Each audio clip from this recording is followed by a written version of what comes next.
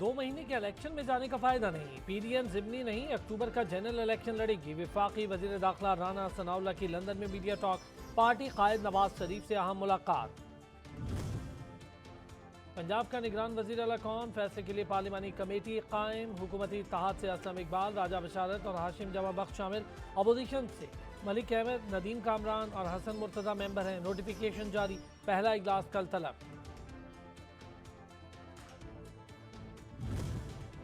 PTI का निगरान वजीर आला पंजाब के लिए अहमद नवाज सुखैरा, नवीद चीमा का नाम पार्लिमानी कमेटी को भेजने पर इत्तफाक। इमरान खान कहते हैं मुल्क इंतखाबात में मजीद ताखीर का मुतामिल नहीं हो सकता। इम्पोर्टेड हुकूमत को मजीद खराबियों की इजाज़त देना हिमाकत होगी।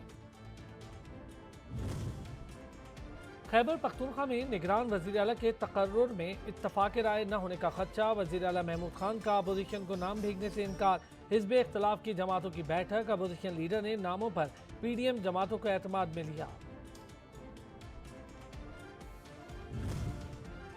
लाहौर हाई कोर्ट से शहबाज गिल की हिफाजती जमानत मंजूर। अदालत ने एफआईए को 24 जनवरी तक गिरफ्तारी से रोक दिया।